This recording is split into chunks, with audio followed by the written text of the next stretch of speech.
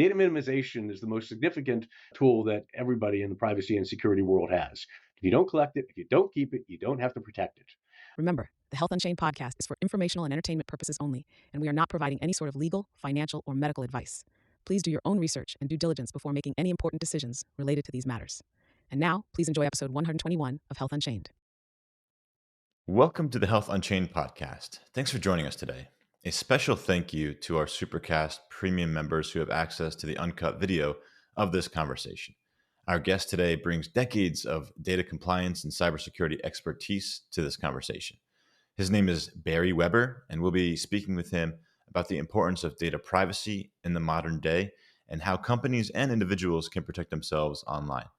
Barry is currently the Chief Information Security Officer and Data Protection Officer at Global Genes, a leading patient advocacy organization working to eliminate the challenges of rare disease. Barry, thanks for joining the show. Welcome.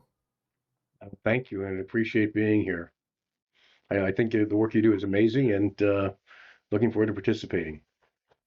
Thank you very much. First, maybe, is there anything in your background that I missed that you want to share that might highlight some of your experience before we get to the first question? I have a long background and started out for most of my career in IT organizations, leading IT organizations, and in fact pivoted to security and privacy about 8 years ago. And that happened after I was providing some counseling to a consultant who was working for me about his career. And I said, if you're looking for an interesting career, you should be focused on security. And because that world will never stop changing, and it's an opportunity for a career. And I quickly got involved not only in security but also privacy, and then got certified in both. And it's been a unique challenge. I've been working across multiple industries, everything from helping to start the e-commerce revolution in 2000 when I was vice president of IT at BarnesNoble.com, all the way through even running IT as a CIO for a pipe fitting and valves company, which was amazing. And then you see now I've been focused on a fairly unique portion of healthcare, and that is helping individuals and organizations diagnose and come up with treatments associated with rare diseases for a number of years. And with the advent of more genetic testing and the accessibility of these tools, rare disease, the whole umbrella of that industry is growing. And it's great because we're actually seeing some amazing treatments, specific treatments for some patients. So it's really great work that you're doing there. So let's start at a high level. Why is data privacy important, and why should everyone care about it, not just a cybersecurity professional like yourself? I'm a big advocate of privacy, not only for my own privacy, but I've got 4 kids who I worry about their privacy, and I think that it is a unique challenge today because it is so easy for organizations to collect personal information about individuals, to monetize that, and it is not just an economic issue. It can affect your entire life, because once your personal data is accessible, it can be used for good purposes, can be used for bad purposes, and uh, not just selling your data and using it for personal advertising, but even threats against individuals personally. It is a serious risk. I agree. I think we have to consider protecting ourselves online however we can. I think in general, people, that's the last thing on their mind. At least it has been for a long time. Maybe because of some of the massive breaches that we've seen lately. I'm thinking some from United Health Insurance, a lot of different healthcare related breaches that have happened. Hospitals, of course, there's ransomware attacks probably every day that are happening. So I think maybe let's talk about, when you're working with these organizations, what are some of the frameworks that you're incorporating into your work? So GDPR in Europe, HIPAA, of course, in the healthcare industry, CCPA, CPRA. Can you talk a little bit about what those are meant to do, and maybe any other frameworks that we're not aware of here? How organizations deal with their specific privacy issues. And the first place you start in any program like that is whose data do you actually collect? because that tells you what compliance requirements exist. The next question is, okay, what do you do with it? And have you notified individuals about what you do with their privacy data? That first start is particularly important. And these days, because I'm so focused on healthcare information and very sensitive personal information about healthcare from individuals whose data we collect at Global Genes from 120 different countries, and obviously every state in the United States, the compliance requirements are fairly significant. And because of that nature of the data, we focus on GDPR because it's a leading privacy regulation that has been adopted for many purposes across many different countries. It has helped drive US privacy laws. But in addition to that, there's also the US privacy laws. Roughly half the data comes from US citizens, and the other half comes from other countries. And in the United States, because of the sectoral laws that we have, there are so many laws that relate to privacy. And those include not only the state privacy laws, which in fact, most of those do not apply in the case of Global Genes because there are carve outs for every law. And because Global Genes is a nonprofit, it is carved out of most US privacy laws. But it is certainly HIPAA is always potential opportunity for concern because of whether or not we ever pull data directly from clinical trials or from covered entities or business associates. That would be covered. So for the most part, it is the laws that specifically focus on genetic data that I'm mostly concerned about for this particular organization, and the new consumer health privacy laws. Washington State My Health My Data, the New York law, the Connecticut law, the Maryland law, and the advent of additional genetic information privacy laws. It really comes down to every organization as to deal with privacy compliance based upon the data they collect. And that's always the first question. Couple things to cover there. You mentioned some of the genetic focused laws. I know GINA, the Genetic Information Non-Discrimination Act, is one um, important law. So it basically says that an employer or others can't discriminate against you and not hire you because you have a certain genetic predisposition to something, right? But that was, I think, that was passed in 2008, I believe. And I think a lot has happened. We've learned a lot about genetics since then. Do you think that there's some additional things we can add to that law, or maybe like a new law That related? that is was had its very specific purpose, but newer laws like the in 1998, I think Illinois' Genetic Information Privacy Act was passed and was just updated this year, and it is fairly significant for use of genetic information. Most of the U.S. state laws contain restrictions against genetic use of genetic information and protection specific requirements for genetic information. California has a new genetic information privacy law, and so I think there are four states now that have these laws. It is a rapidly growing area of compliance. But in some respects, interestingly enough, in the research world, where we're primarily focused, the changes in genetic laws have not been as rapid as the laws covering most consumers. So it's an interesting challenge. It's a very complicated space. It is for sure. And there's another thing I want to mention. I read an article somewhere where I know health insurance can't discriminate, but there are certain types of insurances that can discriminate against you. I think it's like long term care insurance is one of them, and life insurance as well. So there's always loopholes around these things. Do you think that those loopholes will get closed, or do you think that's just sort of how do you see the future? Because I think over time, everyone's going to have their genetic information read or understood. And are people going to be discriminated against for all these different types of insurances or et cetera? This question will continue to be an ongoing question as more information is available. The ethical considerations around the world are being considered. It's a very living question. There's two problems that one must solve. One is that it's okay to be in business right? Mm. Like we wouldn't be able to survive very well if there weren't businesses. And creating a business that can offer a service and not lose money is probably a really good idea. The challenge in privacy laws in particular are, well, how do you do that?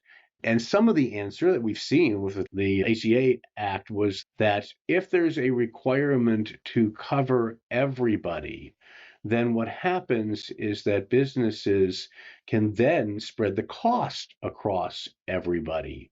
And that's an alternative way of homogenizing uh, what coverage for everybody. So there's ways to deal with that particular question, but we still have to be realistic about how do we solve the problem of protection of individuals and still allowing businesses to be in business. Yeah, for sure. Businesses have to stay sustainable, and in order to do that, they certainly can't comply with every single regulation, especially if they don't have to, right? I think you have to look at what you have to comply with and then just comply with those things. And so you have to really know your business really well, know where your data is going, how it's being generated, and where it could end up as well. And a And lot what of you're it is doing with it. communicating and what you're doing with it. Absolutely. Thanks for Yeah, sharing that. There's always this talk of PII and PHI. I want to just address that really quick. Can you define PII and PHI for folks who I'll may do that, not and I'll know? also define personal data, because the definition of personal data, which is similar to the definition for PII that's used in the United States, is any data that by itself or combined with other data can identify an individual. Identifiable information is those items that uniquely identify an individual. Personal information is similar to personal data in that it's any combination of information that can identify an individual. And PHI is protected health information. It is uniquely defined by HIPAA, where it is only data that is used basically in the context of healthcare and that ecosystem. For instance, an individual's email address, name and address that's used for marketing associated with a hospital is not PHI. If it's being collected for that purpose, but it's being collected in the context of clinical care, it is PHI. So Hmm. another complex set of definitions, but it's pretty standard stuff for anybody who's in this space to say, yeah, I understand the differences. And in most situations, by the way, I and others advise organizations look for the most restrictive things that you must comply with and implement your program to comply with those, even though you don't have to comply with all of those regulations for every individual. It's just so much easier and so much less expensive to do it if you say, look, I'm gonna protect everybody for all of the compliance requirements that affect anybody that whose data I collect. That makes sense. Find the least common denominator and just apply it to all your users It's just or too individuals. complicated to do it Mhm. otherwise. Yeah, you don't want to customize it too much because then you have to. If there's any updates, you got to update some. Maybe there's overlap. So I totally get that. Let's talk a little bit about Global Genes. So how is your CISO seat or role at Global Genes actually unique compared to other companies you work with? It really comes down to the data. The Global Genes itself has, I think of it as two different parts. One is the outreach and the education for roughly 800 patient advocacy groups that are associated with specific diseases, and that's growing all the time. But the other half is that Global Genes actually runs its own healthcare research project by collecting natural history data on individuals who have rare diseases. The purpose of this is to supply it to researchers who can help with diagnosis and treatment of rare diseases. So that data makes the world of privacy and compliance more complicated and at the same time more specific than other organizations that are only concerned with consumer and not consumer health data, such as the My Health My Data Act. The complexities come from not only from the security side. All of this, the personal health information data, the natural history data is very sensitive information. We collect some data, so started it to collect a bio data associated with that we store in a biobank for blood samples, which can be used for whole genome sequencing. And our goal is make this data available to researchers to help solve for rare disease treatments and diagnosis. I also, by the way, because of Global Genes, I'm on the data stewardship committee for another research project called Beginnings, which is rolling out a research study of whole genome sequencing of newborn babies. It's one of many organizations doing this or focused on this around the world. And the reason why is because every one of these organizations realizes that if we can identify treatable diseases in newborns, some of the diseases can be treated very rapidly and get progressively worse if they're not treated immediately. The that particular portion of medical research is growing rapidly. It is filled with people and organizations that are trying to solve health and treatment issues for very good purpose. The most best purposes help people live better lives, and it starts with newborns. And in that space, it's all based upon now whole genome sequencing. And at this time, they're rolling out for the Beginnings program screening for more than 400 diseases that have known treatments. And right now, as an example, in the United States, there is a requirement for every state to do screening for diseases for newborns. But depending upon the state, they're currently scanning for 25 to 50 diseases. Scanning for 400 means there's that many, so much higher percentage of babies that can be treated early and lives can be improved. And this, by the way, it is rolling out not only to be a U.S. study. There's already another partner in Tennessee that's participating, but there's a consortium supporting it for rolling it out worldwide. And there are two hospitals in two other countries that are participating. So now we get to the place of, okay, what laws cover all this? And the answer is it gets complicated, but so important to deal with that many other privacy and security leaders don't have to deal with. Yeah, I'm so glad that organizations, consortiums, all these different people really have come together to make this happen because I think it was a long time coming. I think there have been lots of newborns potentially born with illnesses, but not diagnosed for many years later, potentially. And if there are treatments and we could prevent some of these symptoms, why not? So it's really great that we're seeing this activity. And I can't wait to see the results, right? I can't wait to see how many newborns have been treated, deaths have been prevented, and things like that. We're just at the beginning, just at the beginning.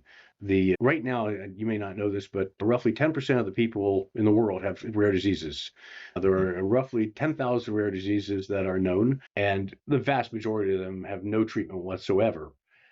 The fact that we can go from testing for 25 to 50 diseases to 400 is phenomenal. The discussion inside is how quickly do we get to 4,000 diseases? But even getting to rolling this out for testing 400 diseases is a very complex organizational and financial and technical problem that I'm helping to help define the solution to. That's fantastic. And speaking of all this data, obviously your genetic information, natural history data, like you mentioned, these are all very sensitive, like you also mentioned. Are there certain ways or new technologies that help enable not just the encryption of the data, but maybe the transfer or maybe the ability to do something that's revolutionary, different than how we used to do data protection? So this is a common discussion in across this area of functionality, and the solution that we are in the beginnings program as an example that we are adopting is the best possible case, and that is don't share personal data. And Mm. how do you do that, right? And the answer is that the approach is going to be to allow researchers to be able to query and get results for aggregated data only. If we don't share data, we don't have to protect it. That's the best possible solution, right? Data minimization is the most significant tool that everybody in the privacy and security world has. If you don't collect it, if you don't keep it, you don't have to protect it. Supporting results or queries of this data using aggregation is a very significant approach because we're very focused on this question of how do we make sure that we protect data. And there's a common issue, very common issue that I talk about frequently, and that is in the research world, has been for years a goal of sharing data that is not identifiable associated with an individual. I'm being very careful about the words because there are legal consequences of these words. And one of the challenges that I scratch my head about all the time is HIPAA has this incredibly old definition of how to ensure data can't be associated with an individual called de-identified data. And there are two methods in HIPAA to do that. One is to apply 18 safe harbor techniques to minimize the ability to use the identifiers to identify an individual, and then to use expert determination. And the amazing part of this is that in the research world, because of the way research has been governed since World War II, is to ensure that good research has an IRB, an institutional review board associated with it, or an ERB outside the United States, who is really focused on the ethics associated with informing, getting consent, informing individuals about what their data is being used for, and ensuring that data is protected, ensuring all these kinds of ethical issues. The challenge is that so much of it is based upon sharing of de-identified information across researchers. And the problem is that if you've got an individual who's got a rare disease, the word rare is significant. Mm. And sometimes it is so significant that if you know a disease in a country, you can identify an individual. So the definition of de-identified, the safe harbor definition of de-identified doesn't really apply. And the other question is, I ask every researcher I talk to, is a whole genome sequence identifiable information? The answer is, of course, absolutely. And then I say, so can you share that as de-identified data? And they say, we have to. How do you do that? You get into the circular conversation. And the answer is, we really need to update HIPAA and make it more aligned with GDPR, where there is no such thing as that. There is pseudonymized data, there's anonymized data, and if it's anonymized, we know it cannot identify an individual. But the problem with whole genome sequences is that you cannot anonymize a whole genome sequence and still have it useful to a researcher. Yeah, it's inherently unique, of course. So that makes a lot of sense. And I'm sure at Global Genes, this is something that's very much discussed a lot. I can And imagine. the circles I'm in, we discuss it every day. Yeah, that makes sense. And is there like a push to actually update HIPAA to accomplish this, or is it really just slow? I have no doubt that HIPAA will get an update sometime in the future. In the meantime, the good news is that health information is you cannot segregate just the United States and deal with health information. It's all about worldwide goals, and every one of the laws is affecting how it is addressed. I totally agree. Thanks for sharing that. There are these technology systems in place now, best of in class, industry standards that are being used to make all this data secure. But do you think blockchain technology has a place or has potential to offer some additional levels of privacy and security for this type of work? I think blockchain is a technology is a really good idea and useful as a potential starting place for healthcare information. I think that because if an individual can manage their own data, that's an ideal solution. The distribution of data creates risk. And if an individual can control access to their own data, I believe it's required. We should all be going in that direction. But it has its challenges too. You say, I've got a unique perspective because of how data is needed in the research space, as an example. So going back to that discussion of providing researchers results of aggregated data, but not giving them unique data is a goal, and it's a good goal. And it can only be done if you first aggregate data. If you first pull it together into some form of data farm, because you cannot aggregate something if you're going after individual data. You can do that, but you're Well, still doing it on a centralized basis. there are ways now in the Web3 space where you can have individuals pool their data into some aggregated place, but that aggregated place is not visible to anyone else, not nobody else at all. It's like this decentralized ledger, so to speak, and people can potentially query that decentralized pool of data, and then each individual whose data might be pulled would be potentially notified, hey, there's a researcher that's interested in your data, do you want them to have or be able to see these certain parameters or attributes of your data? And I think that's really a cool idea. I think there are projects like this that are trying to make this reality. I think it's still, in terms of scalability, we're not there yet, but I think it's very possible. I think that's a great solution because, but in the meantime, we need a solution today. And even the solutions today have ultimately have to aggregate the data in order to be able to query across data. And one of the things that one of the things that we are talking about doing today is to use a federated model where we say it's up to the individual collector of the data to protect the data that they collect. Yeah, so what we're doing right now is that as part of the beginnings project, we're looking at using a federated model. Right. Instead of aggregating it all into a single place, we're letting the individual collecting organizations collect it. Will impose requirements on those individual collecting organizations for security. We'll define an approach to query their data without allowing any further distribution of the data. And this is the current solution to the problem. If we can aggregate it in the future, that's phenomenal. The challenges are not only the technology associated with aggregation, but there's something like 3.9 million babies born every year, and the whole genome sequence is 300 gigabytes of data. So there's some pretty significant technical issues associated with rolling out a new technical solution for aggregation of data.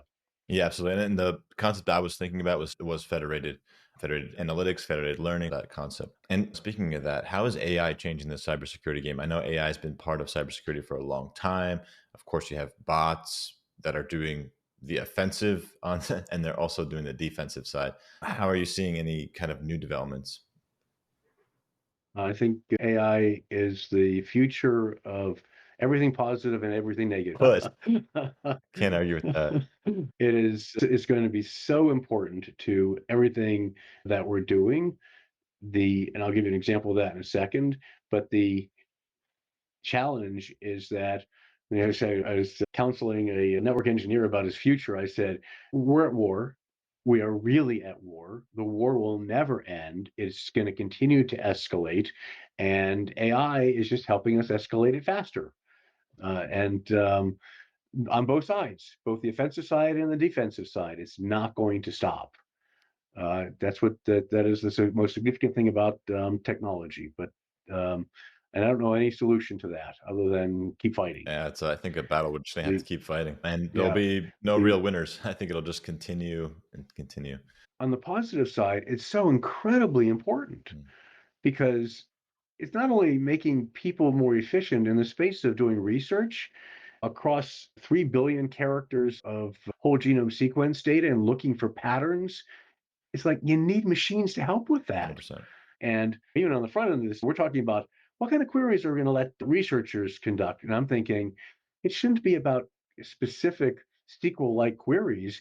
We should put an AI front end on this thing so that the researchers can be more productive on understanding what they're really trying to answer and not having to become technical experts on making queries, on very complex queries. It's so important. Yeah, what you're talking about is really the idea of DeSci or decentralized science and DAI, so decentralized artificial intelligence.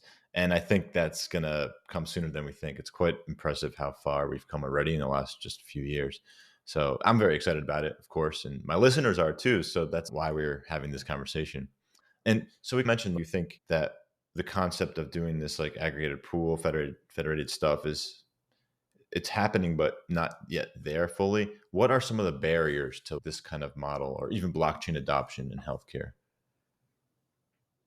The barriers have to do. In fact, I was just putting together a proposal for an approach right now for rolling this thing out across multiple organizations around the world. And you start thinking about, okay, so there's multiple organizations around the world, every one of them with their own tech stack, every one of them with privacy laws that are affecting them locally. And the goal here is to define how do we let researchers located any place query all this federated data, all the individual stacks of data. And so there's a technical problem of, is there a specific query language that we roll out against everybody? Everybody's got budgets, right? So money is a significant issue associated with doing anything with technology. Do we approach it in such a way that we throw a query front end across everything? How do we deal with IAM and identity access and management for researchers? How do we deal with, so the technical issues don't stop. So there's financial issues, there's legal issues, there's technical issues. It's not just about a technical solution, and solving it holistically, but one step at a time is all we can do. Yeah, and there's probably cultural issues too. Everyone's used to doing it one way, so having a major changes or shift would be very demanding from people. There's also that. Barry, this conversation's really been amazing. I have a few more like final questions I want to ask. It's a bit more personal, I would say, and then we can wrap up. Sure. What is your personal data privacy and security stack? Meaning, do you use VPNs, password manager, antivirus, anti-malware? What's your sort of go-to softwares? I have a unique opportunity. Because I'm a CISO, I get to use all sorts of tech on my personal environment as well, which is sort of cool. And my personal environment, I use anti-malware. In fact, I'm using Sentinel-1 because I've rolled out Zscaler across the organization, which is a SASE solution, so that everything going out from every workstation is being inspected, and it's an IPS, so that nothing comes into my machine that isn't being inspected is significant. And I use a password manager all the time. And that's it, that I think if you're in IT, you you quickly learn you have no choice. I probably have 2,000 logins, and it wouldn't be any writing it down on a slip of paper doesn't quite work. No. Do you have any preferences that for recommendations for password managers? There's so many. You can use Google Manager, you can use like Bitwarden, you can use One Password. There's just so many. I wonder if you have any preferences or trust Um, any more than others. I've been using one for about 10 years, and don't want to switch only because the effort is switching. Mm, So, makes sense. and I don't really have a strong recommendation. I think that having using anything is better than nothing. Sure. And that's really important. So using Microsoft's or using Google's is better than nothing. I think that in this particular case, that having a separate password manager is probably better for everybody, because if any one of these organizations has a vulnerability, that is a great place for attackers to go, as opposed to getting to your own encrypted set of data, sort of like having a blockchain your own data. And yeah, that's my approach. And I also use a VPN, but I use a VPN for a fairly unique perspective. I'm one of the things I worry about is cookies and cookie managers because of my role as a DPO. And lots of times I want to be able to go to websites as if I'm in a different country, and that's what I use a VPN for. I want to be able to look at it from the GDPR perspective. I want to come from France. I want to be able to look at it from LGTB, and I want to be in Brazil. I want to be able to. So I go there using a VPN, and it's a pretty useful technique.